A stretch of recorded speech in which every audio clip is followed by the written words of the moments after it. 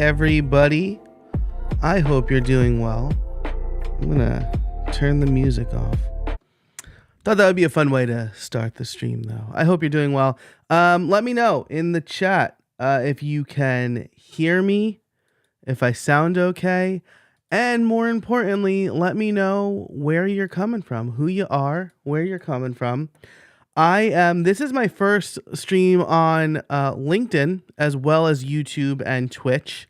So say hello especially if you're coming from LinkedIn. I don't know that the comments are going to come through in the main thing, but I do have it up on the screen over here. So thanks so much for joining me on today's live stream where we're going to talk about how to start automating. I gave a webinar a while back. 2 weeks ago. It was like I had strep throat, so it felt like a million years ago. I gave a webinar a while back where one of the questions that really stuck with me was how do I start automating? Because I feel like I've answered the question a lot. Ryan, what it do? Ryan, thanks for being here. I appreciate you joining the stream. Thanks so much. I feel like I've answered this question, but when I was asked that, I realized I never actually really answered that question. I give people like general advice. And so today I'm going to go over that general advice really quickly, but I'm also going to show you how to start automating. So if you have any questions along the way, let me know and put them in the chat and I will be happy to answer them. Ryan saying automating is the next step in they're looking into. So this is going to be a great live. I hope so. Awesome. So let's do this. Let's set this up. Obviously, the first thing I did on a live stream was show my text message screen. Really good move on my part. So I'm going to close a bunch of windows out here, which I usually do ahead of time. But all right, great. Perfect. Now we're actually ready. So first I want to show you a couple of common pieces of advice that I tell people. And I'm not going to go through this whole presentation. I just thought that this was the most helpful visual. I think that there are 4 things when it comes to automating, what you should consider when you are automating. And so I think that these are the 4 types of tasks. Common and easily repeatable tasks, infrequent but high level of effort tasks, tasks where specific timing is required, and tasks that you can't forget. So common, easily repeatable tasks. These are, I think, probably where most of the automations fall into. One example for me is when I add a new episode to be edited, my editor gets an email. When my editor returns the edited file, my VA gets an email. So like those things, I don't have to worry about the communication aspect of it because my automations take care of that. And as a result, there's no bottleneck from me to move the project to the next step. So this is something that would take time, right, out of my day. Every time I'd have to like check Dropbox to make sure the new episodes are edited, and then I'd have to email my VA. I don't have to do that. Everything is happening behind the scenes. Infrequent high level of effort. Ryan, your question is noted. I will get to that in a minute. Thank you. Infrequent high level of effort. So this is stuff that you don't do that often, but every time you do it, it takes time to start up. The perfect example of this for me is yesterday I signed a new podcast sponsor. Shout out to Text Expander. They are a longtime sponsor. They decided to re-up, right? And every time I sign a podcast sponsor for a new run, I should say, There's a few things that I need to do. I need to send the insertion order. I need to update the insertion order. I need to send it. I need to generate an invoice. When the invoice is paid and the insertion order is signed, then I need to send them the things that I need for the sponsorship. What I should and could do with this workflow is use a tool like HelloSign or Newsy, where I generate the insertion order with a template, send it, and then once it's signed, I can use Make or Zapier to generate an invoice and send it to the signer. And then once that invoice is paid, I could use Make or Zapier to send off the kickoff email. So that's something that takes me a long time, whereas it could take me a lot less time. And I don't do, that's not something I do very often, so I don't have the muscle memory. I shouldn't say I don't do it very often, but it happens every couple of months where I sign a new sponsor. I'm booked out till June or through June now. So I'm probably going to seek my next set of sponsors either next month or the month after. Okay, so let me pause. Actually, yeah, let me pause real quick to answer Ryan's question. We have a 30-minute live a podcast every day, and I want to outsource someone to make short clips for social media. Any advice? Yes. So there are a couple of tools that you could use depending on how you record. So if you're recording directly to YouTube or something like that, then yeah, you'd have to grab the video. If you're using something like Riverside, which supports live streaming, they give you the ability to create those clips there. But I think probably the best thing to do is to hire a VA, right? Hire somebody to do it, because unless you make timestamps for the clips, right? They'll probably, you want somebody who can use discretion. Now there are a few tools like repurpose.io and VideoSnap. VideoSnap is one that I recently discovered, thanks to Dan. Oh my gosh, I haven't actually said his name out loud. Dan Cumberland, I think. Sorry, Dan, if you're watching. If you're watching, chime in. Yeah, Dan Cumberland. Oh, thank goodness. VideoSnap, which you can upload videos and make shorter clips of them, and it's or upload audio and make shorter clips from the audio. So I think tools like that are good. Again, my advice would be, have a person do it, because they can use that sort of discretion to find the good parts. The other workflow, right, that you could try is bringing the video into Descript, where a transcript will automatically be generated, right? If you know, like you said something about whatever, you said something about automation somewhere in that stream, you could search for the word automation and again, make that timestamp, and then create a list that you can send to somebody. The automation part of this, hopefully, and like Ryan, hopefully you're still with me. If I've lost you or it's too confusing or it sounds weird, let me know.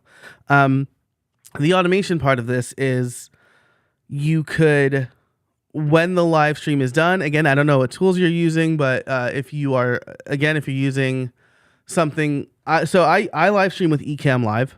I actually just made a YouTube video about this. I live stream with Ecamm Live.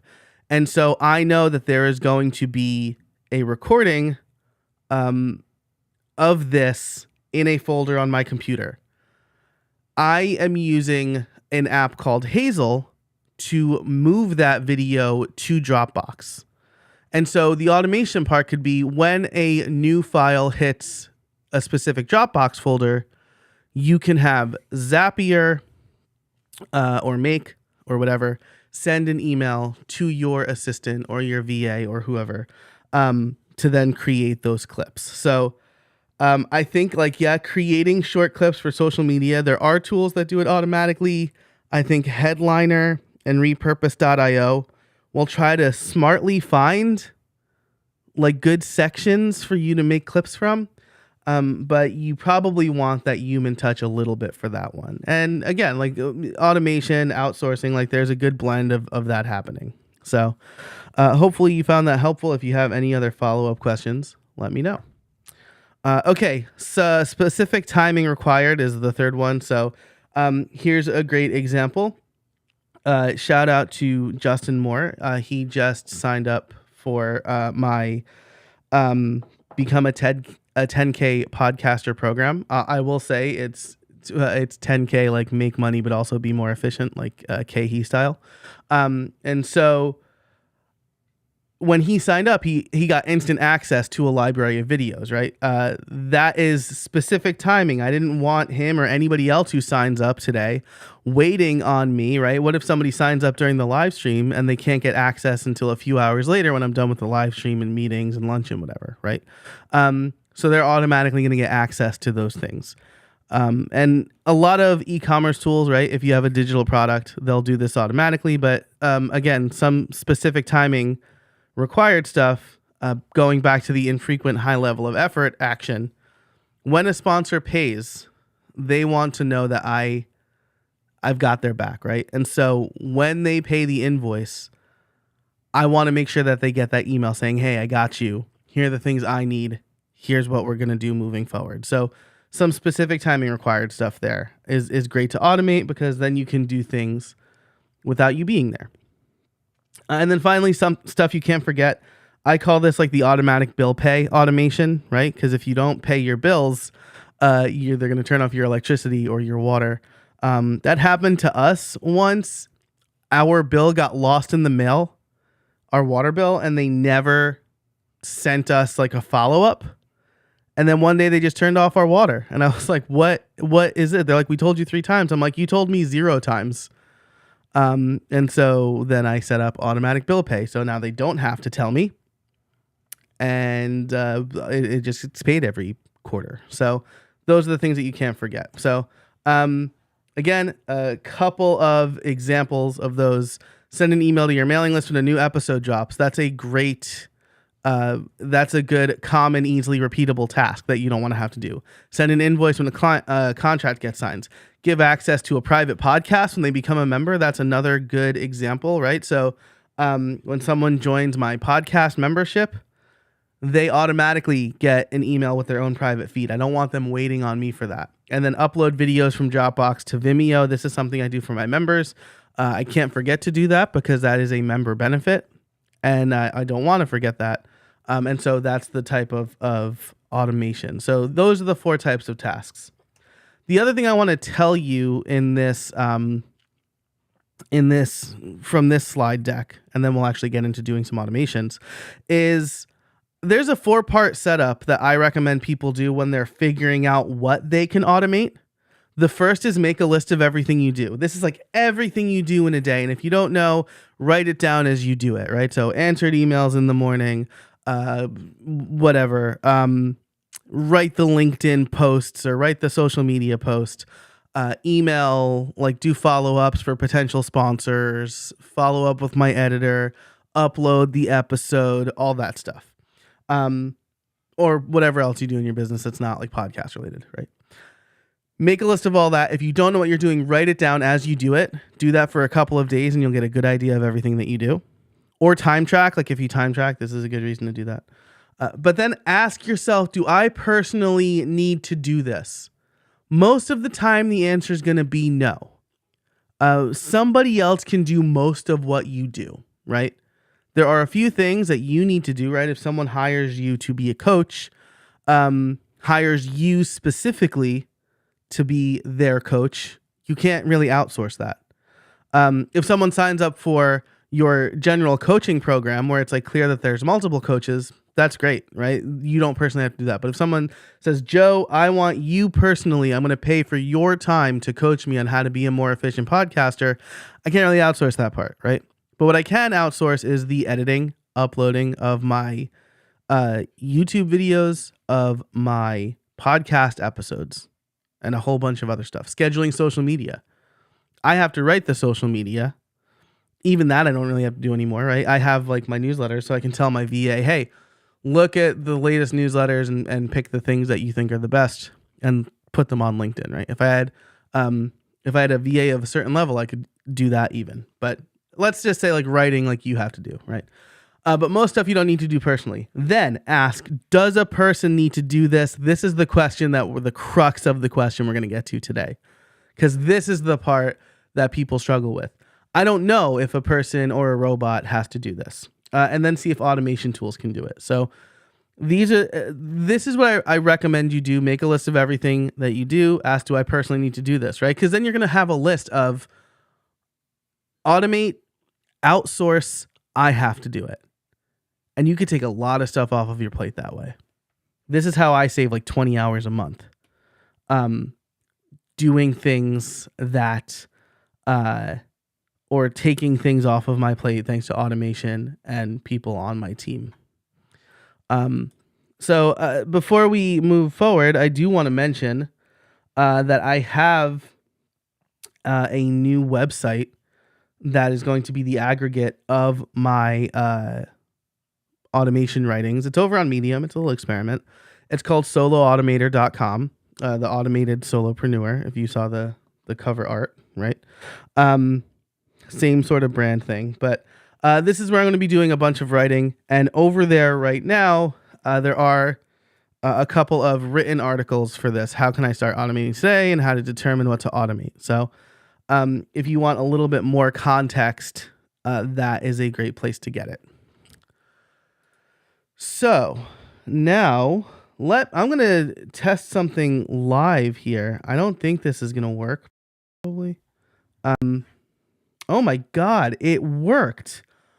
I can't believe this. That's amazing. I can't believe that worked. Okay, cool. So, when you're thinking about what to automate, y'all, I'm like really stoked on this.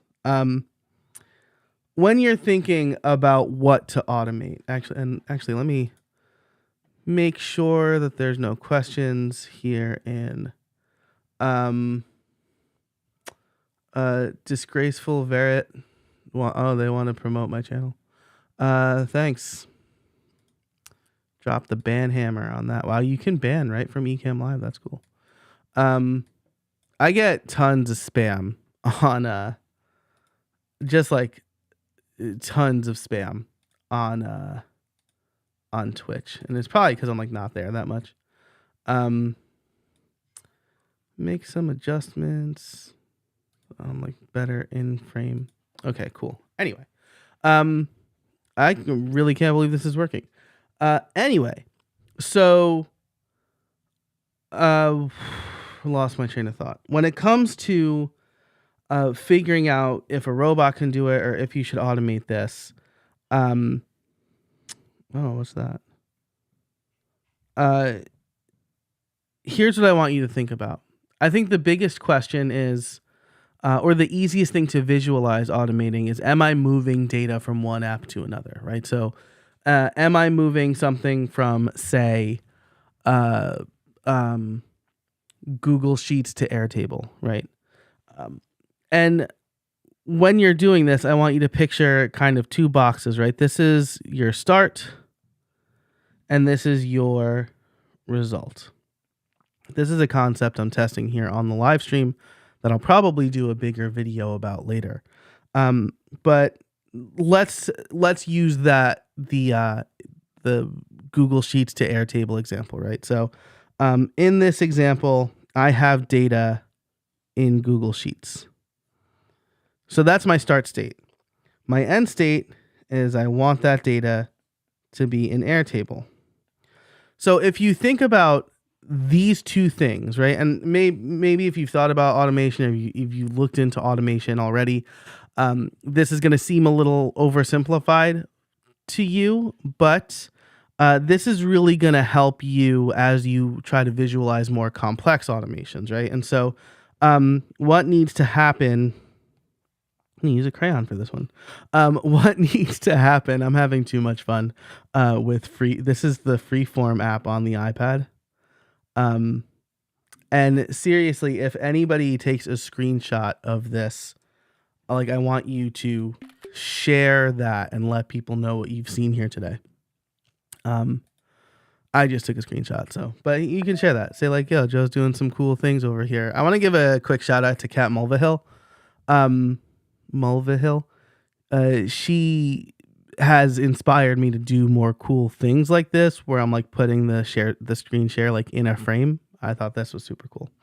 Um, anyway, visualizing this really lets you think through, um, like what do I need to do? So okay, well I have a few columns here in Google Sheets that I need to match up to Airtable, right? So the first thing I'm probably going to have to do is look at Sheets and then make a new base in Airtable. Can I automate that? Probably not, but the cool thing about Airtable is that you can import a Google Sheet initially, right? So you have that starting data. Then I want to map the columns here to the columns in Airtable. Can Zapier do that? Can Make do that? Well, let me see. Is there a way for me to say when something happens in this Google Sheet specifically, add it to this Airtable?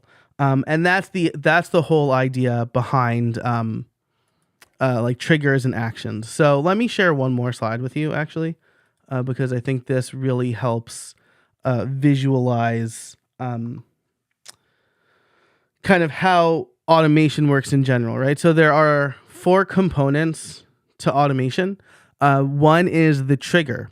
This is some event needs to kick off the entire automation. So in our Sheets to Airtable example, it could be a new record, a new row is added in Google Sheets. That's the trigger. There is only ever one trigger for an automation. If you want multiple triggers to the same automation, you're going to have to create separate automations. Then there's the actions, right? And so once an automation is triggered, one or more actions can be performed, right? That was that was all in the passive voice. It's a terrible sentence. But you can, once an automation is triggered, perform multiple actions. And the actions is like the stuff that happens, right? So the action in our example would be that row gets added as a record in Airtable. Number 3 is conditions. You can check for certain conditions to trigger actions as well. So once something is triggered, you don't just have to execute every action. You can see if a certain condition is met. So maybe I only want let's say that this is a sheet of people who are filling out a survey telling me where they are in their podcast journey. And I only want people who haven't launched a podcast yet. So maybe the condition I can check is podcast status haven't launched. If that's the case, add it to Airtable. And then the 4th is timing. You can run automations immediately or at specific intervals. Each automation system handles this differently. I'm going to show you how I do things in Make. I like Make a lot. I think it's very visual, and I think that for most people, it gets the job done a lot cheaper than Zapier does. And so that's why I like Make. But these are the 4 components of automations: triggers, actions, conditions, and timing. And so when we think about our automation, let's start here. The start is the trigger. The result is the single or set of actions. Okay, so let's look at a couple of examples, and I'll kind of talk you through how I determined that this would be a good way to automate. So I'm going to open up Make here. I'll show you the screen in a minute. Just want to, not expose credentials or anything like that. That fun stuff. Okay. So here are a number of automations I have. These in Make, they're called scenarios. In Zapier, they're called zaps. So let's take a simpler example here. create new Airtable entry from Google Doc. Here's a good one. So here's this whole automation. Here's how it works. The start state is that I have a folder in Google Docs, and a new document is added to that folder. That's the start state. The result is that I want a link to that document as well as the document title added to Airtable so my VA can use that document on social media. So the trigger here is watch this documents folder. And you could see there is a folder called content LinkedIn text, because I'm primarily posting to LinkedIn here. I have this run. Here's the timing, the interval every 2 hours. Something you need to think about with Make. And if you want to see a deeper dive on Make, let me know. Like, leave a comment, let me know. And I can certainly do that. But the thing that you need to think about with Make is that they charge you per operation. And so you don't just want operations constantly running. Every 2 hours is fine for me. I usually do my writing in the morning. Like, honestly, this could probably be done once a day around 10 a.m. because after 10 a.m., I'm not writing for LinkedIn. Once this is done, I don't have any filters, right? So I don't have any conditions on this. I am searching. What is this doing, actually?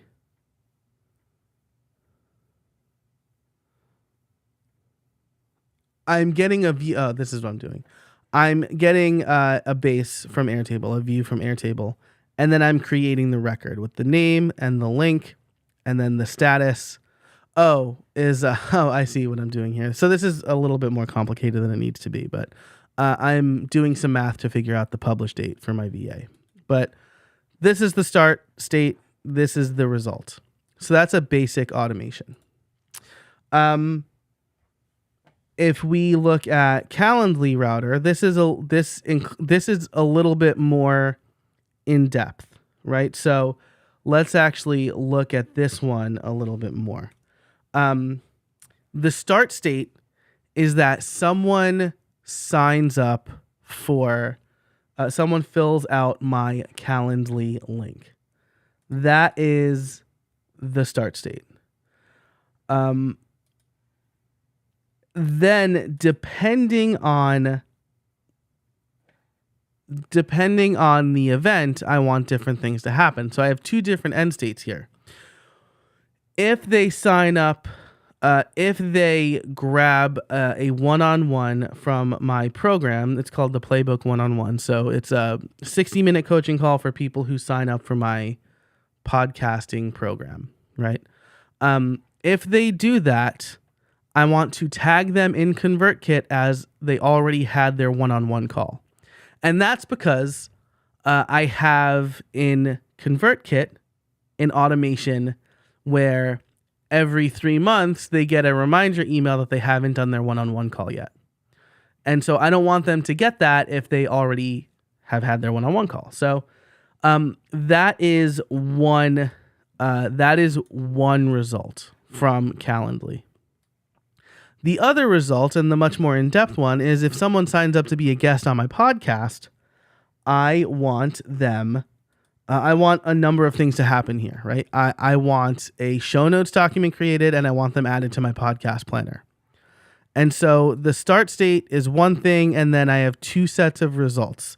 If you have two sets of results, then you want to use what's called a router. It's called a path in Zapier. But I'm watching the event. This happens immediately as data arrives. People aren't filling out my Calendly calendar every 2 seconds, so I don't really need to worry about like operations getting out of control here. So an event comes in. I want to get all of the details of that event. So this is like a 2-step process in Make. It's a 1-step process in Zapier. And then I want to route the data based on the name of the event. So if the name of the event is Playbook One-on-One, tag that subscriber in ConvertKit. If it's how I built it, create a Google Doc and add them to Airtable.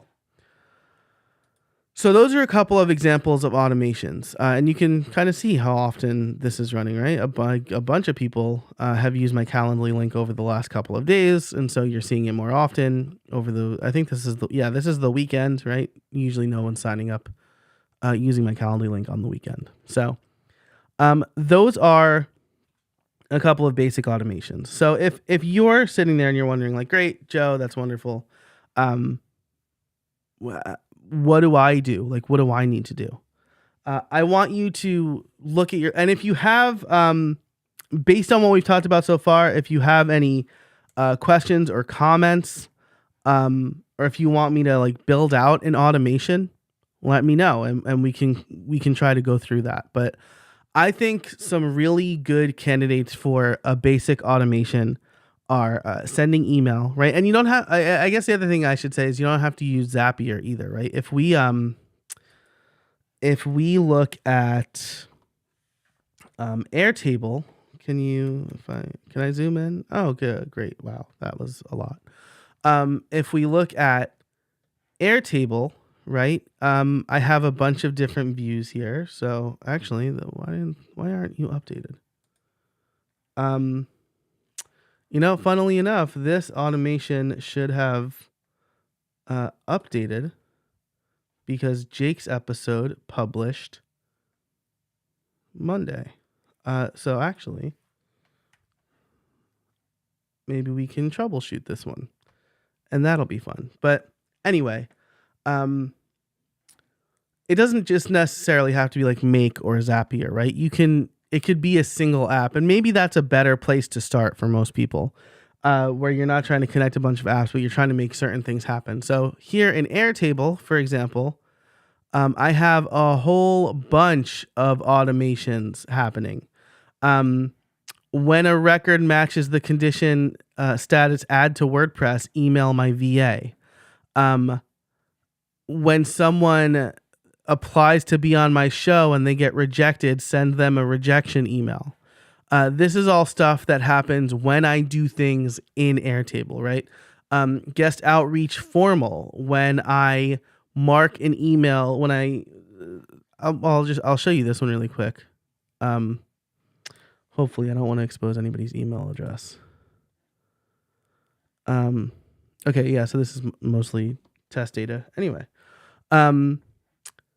so I have a guest outreach table here, right? And I want to reach out to a bunch of people to be guests on my show. And instead of having to generate a new email for each of these people, I can take about 10, 15 minutes, right? If it's people I already know or I've already done research on, it's about 10, 15 minutes. Fill this out, mark it as ready to send. And as long as there's an email address and it's marked ready to send, they'll get the email. So this automation happens all in Airtable, and it lets me send like 20 emails in 10 minutes or so, right? I mean, all the emails basically get sent at once. But I don't have to do all the legwork of like opening my email editor, opening a new email, putting in their email address, filling out the email, sending it. I fill out the fields here. It's like a mail merge. It's like a modern day mail merge. So that could be, a way to get started with automation. Your email service provider, your ESP, will also support automations. And so a good place to start might be there. Another resource worth looking at is IFTTT, or If This Then That. I think they probably have the easiest interface to understand when it comes to automations. IFTTT stands for If This Then That, right? So if you go to create, if this, add, and then they have a whole bunch of apps here that you can look for. So let's say you have, they've got Buffer, and I'm sure they've got Evernote. Maybe they have Dropbox or Google Docs. But maybe something that you could do, right, is, here's a really good one, actually. Here's a good idea. They have Pocket. I know that they have that. So any new tagged item from my Pocket account that gets tagged as share, create trigger, and then do they have LinkedIn? They sure do. They have LinkedIn, they have Twitter, but let's do LinkedIn. Share a link. So I'll connect to my LinkedIn account here. So now, whenever I save a link in Pocket and tag it as share, that URL will get shared. We can get rid of all that and just have the title and the excerpt. Whenever I create a new or tag a new item in Pocket as share, then that link will get shared to LinkedIn. Now, I don't use Pocket too much anymore. I'm using, what am I using? Reader by Readwise. But let's, God, this is really fun. This is good. Let's do a live test. So I'll log into Pocket here. This is probably a wasteland of unread stuff. And let's pick one of my articles, how to determine what to automate. Let's save this to Pocket. Save URL. Did that work? Oh, yeah. And then tag it as share. So now, I don't know how long this is going to take, but we can go over to my LinkedIn profile and see if it works.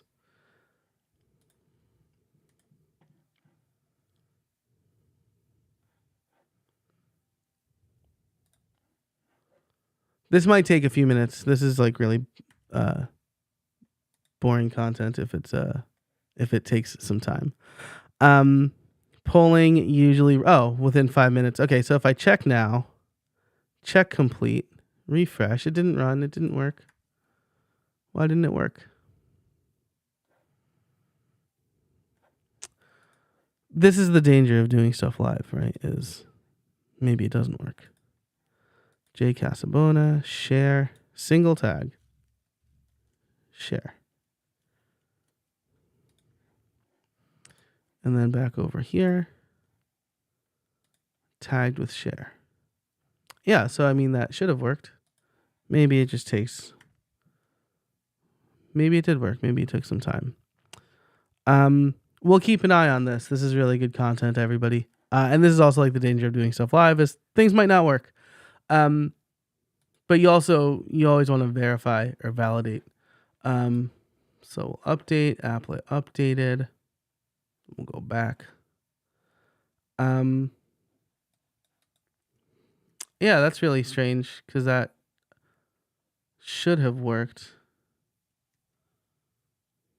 But maybe there's something broken in between, or maybe I am a pro, so I mean it should work. Anyway, so that's something else to consider. Also, you want to test your automations, but something else that you can think about is like go to some place like IFTTT or Zapier and see what apps they have connected. I often do that. Oh, I want to send data from here to there. How do I do that? So again, if you are thinking about some sort of automation and you're not sure like where to start or what to do, leave a comment in the chat and I will I'll help you work through it. But for now, let me try to build one in Make that will hopefully work. I don't know. This could actually be the case that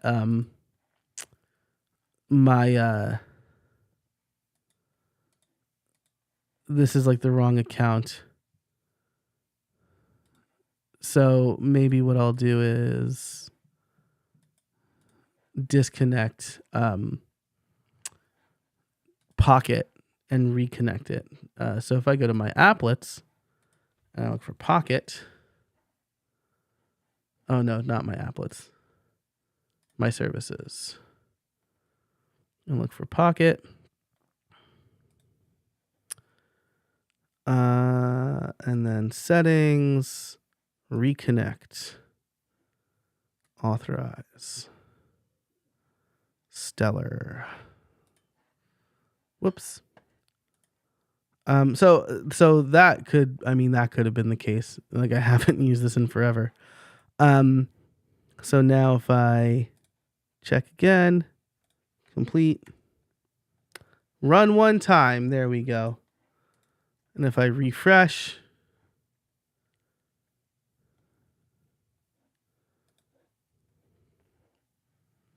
might take a minute to get where it's going.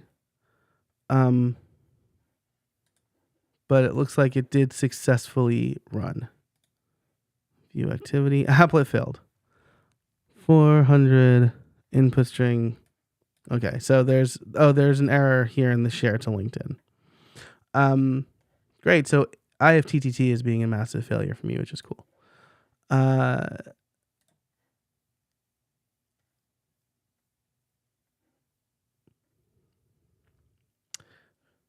Yeah, that's really strange that it didn't. Well, I mean, maybe it's not strange. Maybe there's an issue with the LinkedIn,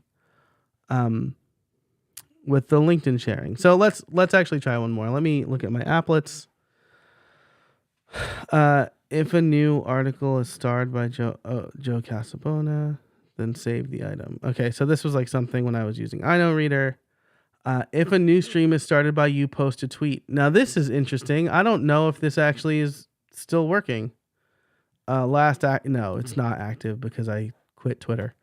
But this is a really good one. Tweet, I'm live streaming from my Stream Deck. Again, this is probably not super useful anymore because I'm not on Twitter, but these are some of the automations that work really well. If you want to see one in action, actually, and you are watching on YouTube, I have super chats and super stickers enabled.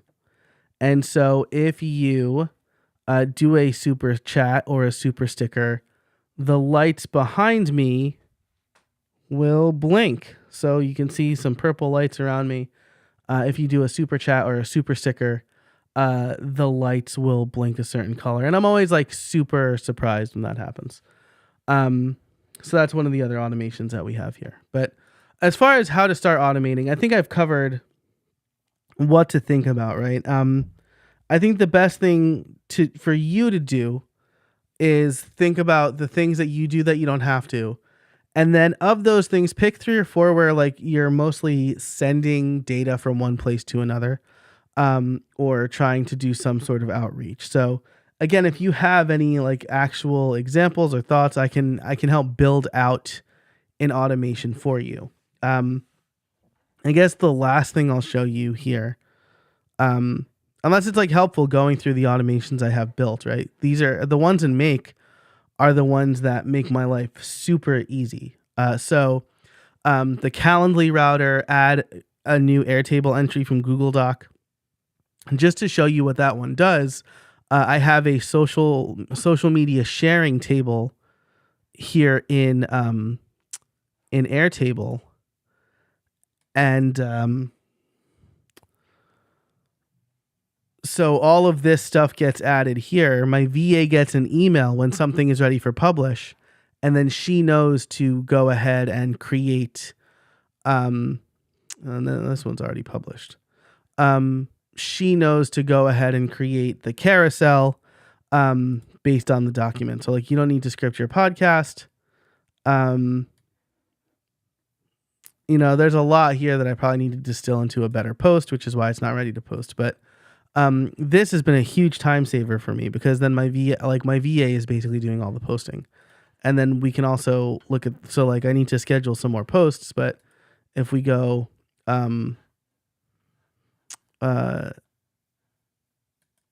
if we look at what has been published, we can see what has been published here. So this is just a really great, actually, we shouldn't filter this at all, actually. Because we want to see what's like coming down the pike. If the date's passed, the date's passed. So that has been a hugely helpful automation for me. If I go back here, HoroQuest, I have a video breaking this one down. Here's a really good one, actually. I sell a podcast audit through ConvertKit Commerce.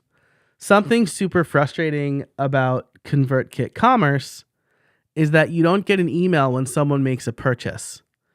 The only thing that you can do when someone makes a purchase is add a tag or add them to a sequence.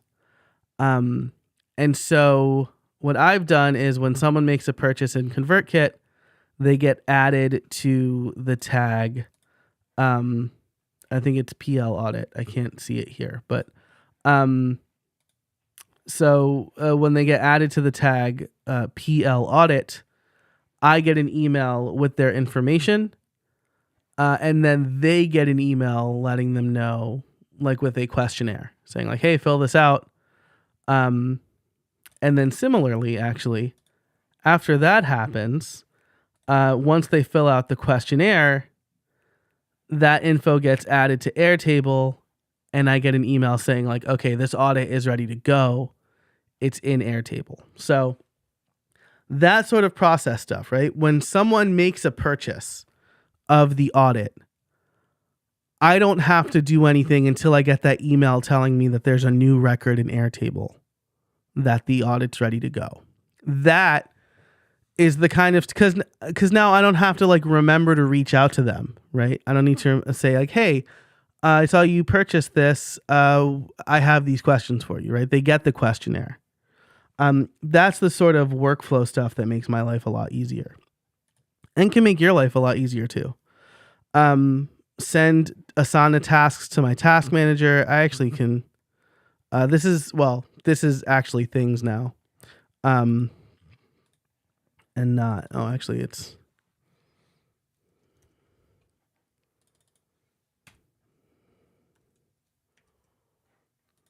and now it's things. So like when someone gives me a task in Asana, I write for I write for the podcast host to use Asana.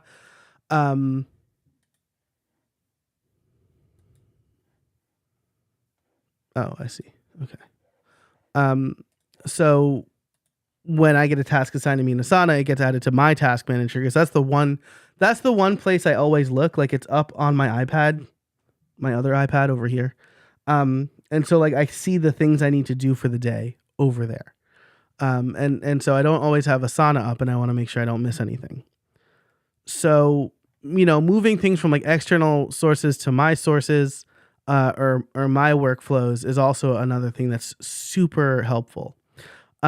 Here's the one that I think that might be broken. Update Airtable from WordPress. So here's a complex one that we can walk through. The start state is that a new post is added to howibuilt.it. And you could see that I'm getting two types of posts, ones that are published and ones that are scheduled for the future. Then I want to search Airtable for the episode with the episode number. I know the episode number is being passed as post meta here, so I know that this data is available to me. But the start state is a new post is either scheduled or published. Then, I wonder if I actually have to make this two different automations. So this runs every 10 hours. And I suspect that when the status changes, since the ID doesn't,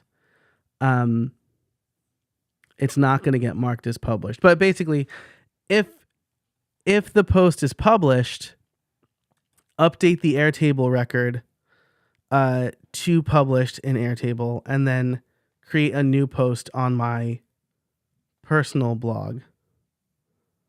Yeah, that's why this failed. But then this is also why you need to test your automations. But if it's scheduled, update this to added to WordPress, right? So that way, when I go in Airtable, I can see what my VA has added to WordPress Whoops. Not the interface. I can see what my VA has added to WordPress, and I can see what has been published. So I understand what happened here. Now, this is going to be stuff that probably scares people away from automation. We also have a few minutes left. I want to be cognizant of that. So if you do have any questions, be sure to drop them in the chat, and I will answer them. Hopefully this has been helpful for you. Igor, hey, good to see you. Over on YouTube. Should really start automating things myself and making the inbox a bit more free. I'll tell you what, automating my email has been just swell. Like the fact that my inbox is usually at inbox 0 has been great. And that's because, again, like emails are getting sent thanks to the automations I have set up. Emails are getting processed by SaneBox. That's another automation tool I use. And then everything else is kind of handled inside Airtable. So I don't need to get an email every time something updates in Airtable or whatever, right? I check Airtable every day. So yeah, that has been just huge. Huge and hugely helpful. Okay, so with our last few minutes here, let's try to fix this automation. So here's what I'll do. Update Airtable when episode is published. And what I'm going to do is save the changes, go back here, update episode.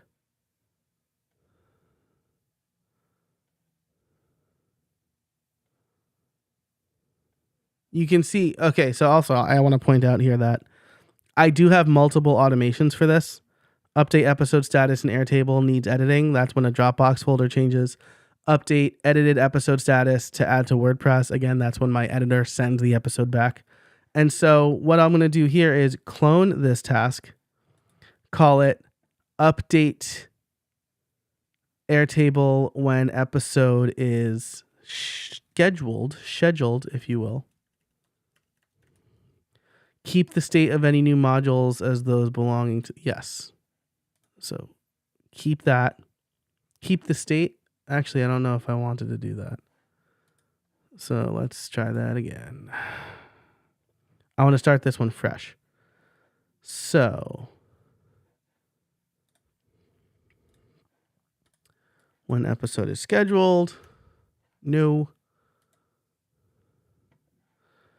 Okay, so I'm going to, this is when scheduled, so I'm going to delete this module, get rid of the router, and connect these. Then I'm going to change this. This is when scheduled, right? When episode is scheduled. Probably should have done it the other way around. But so I will deselect future status. Publish status. Click OK. I'm going to run this once. I don't think it's going to work. It's not going to find anything. Oh, it found two things. Cats and the status was added to WordPress. So let's, okay, so like that has already happened. And then let's go, so let's turn this on, save it. And then we will go back to the update Airtable when episode is published. And we will get rid of the scheduled route, get rid of the router, connect these two things. And then I'm going to have to do a little bit of trickery here, I think. So we'll get rid of the future. And we'll run this and see if it works. Again, it probably won't.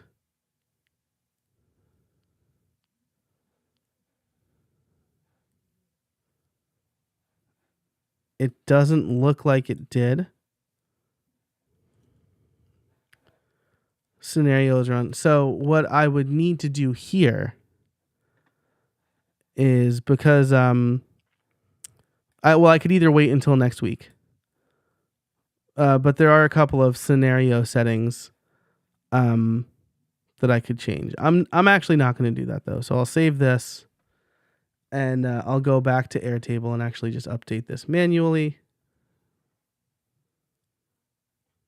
Oh, I'll also show you how I broke something just now. So this has been published.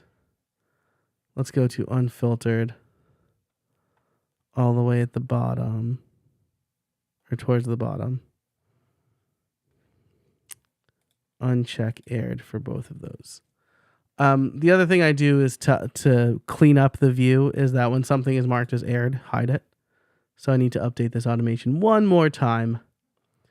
I feel like I'm now scaring more people away from automation than actually convincing them they need to automate.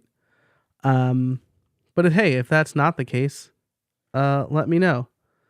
Matt Madero's coming in right at the... I remember this guy from Twitter. That's... I haven't heard that name in a long time. Thanks for being here, Matt. I appreciate it. Thanks for joining the old live stream. Okay. So one more thing I got to do. And let me assure you that this is because I do things too quickly and make some assumptions. So update Airtable when an episode is published. Where is the one I just made? Update Airtable when an episode is scheduled. I want to make sure that aired is empty. Otherwise, it's going to hide that view. So, save those changes. That's it. Thanks so much for being here. I hope you found it helpful. If you have any questions, I'll give it a couple more minutes. Otherwise, definitely check out soloautomator.com. I'm trying to write over there once a week. Subscribe to this YouTube channel because, again, I'm going to focus on making this a place where I share more automation stuff. Yeah, if you have any questions about automation, comment on this video if you think of them later or if you're not watching it live. Otherwise, thanks everybody so much for being here, for joining me on a Wednesday afternoon. I'm Joe Casabona, the automated solopreneur. And until next time, can't see my whole shirt, but my shirt says this, get out there and build something.